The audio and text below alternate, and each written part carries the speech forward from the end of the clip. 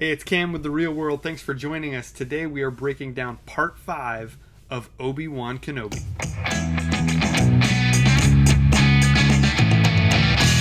So, the 5th episode of Obi-Wan Kenobi is now available on Disney+. I had a blast watching this episode. I think it is the best yet. They just keep building on each episode towards this finale, which I think is going to just blow us all away. So,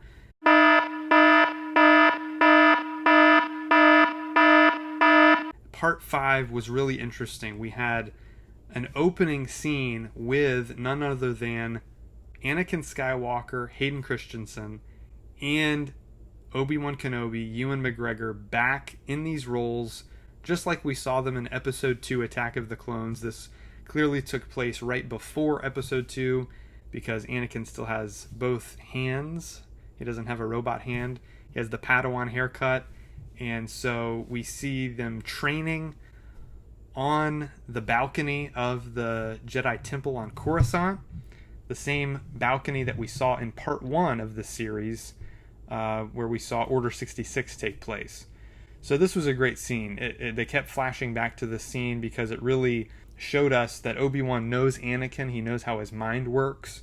And so he also knows how Vader is going to think about attacking this rebel cell. You know, each episode of this series actually reflects one episode of the films. There are moments and story beats that they use to mirror the Star Wars saga films, and this was no exception. Part 5 reflects Episode 5, The Empire Strikes Back, in that in the film, Vader is luring Luke into a trap. In this episode, Obi-Wan is luring Vader into a trap. So I like that kind of poetry that they're using, that George Lucas himself used in the films. We got to see General Kenobi back. Obi-Wan was really back in a leadership role here, leading this group of people in this fight against these stormtroopers. And I was just reminded so much of his character in the Clone Wars as he's leading these clones in battle and strategy. And they did a great job with that part of the writing here, I thought, particularly. But before this big battle scene with these stormtroopers and these rebels, we see Obi-Wan confront Reva, the third sister, who's now the Grand Inquisitor, as she's dubbed at the beginning of the episode. And he talks to her about her backstory. She actually reveals that she was one of the Padawan we saw at the beginning of this show, who witnessed Order 66, who actually ended up seeing Anakin Skywalker slaughter all of her friends. And she's actually on a mission to get revenge on Anakin Skywalker. So that's the whole reason she's become an Inquisitor. That's the whole reason she's hunting down Obi-Wan, so that she can get close enough to Vader to destroy him. That was really compelling, and I guessed that earlier this season, but I was glad that they went with this route, and it gives her such a unique perspective and gives us another kind of way in to this series. I also like how they use Princess Leia in this episode.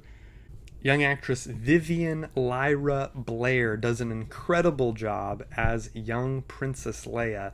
In this episode, they used her really well. She actually kind of had to save the day.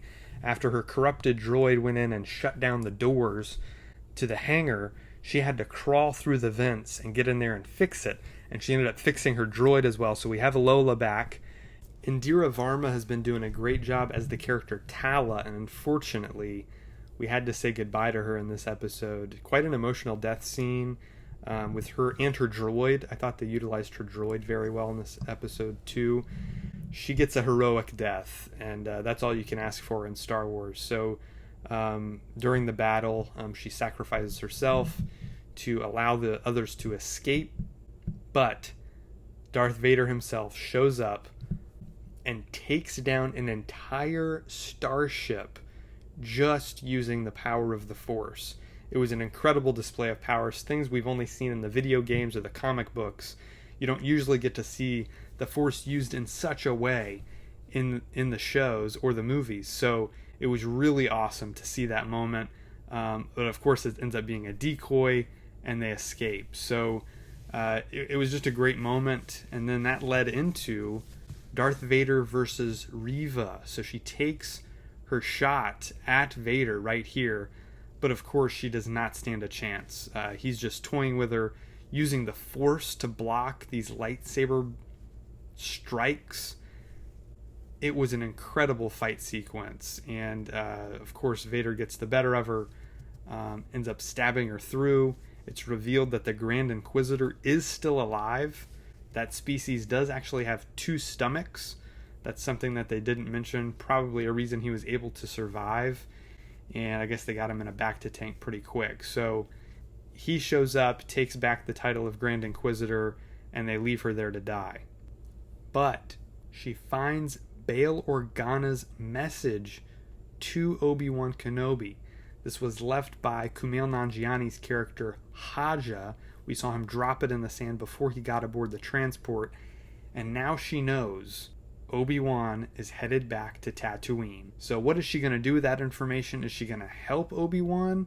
Is she going there to take her place with Vader again and bring him Luke? We don't know, but we know Luke is in danger now, and Obi-Wan is in a hurry to get back to Tatooine. And that's where the finale is going to take place. I'm guessing we'll get another rematch between Obi-Wan and Darth Vader.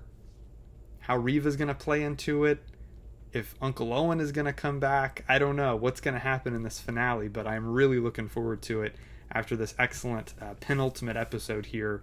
Comment below with your review of the episode and what you think is going to happen in the finale. What are your predictions for next week's final episode? Be sure to hit the like button, hit share, hit subscribe, hit the bell to get notifications, and we'll see you guys next time right here on The Real World.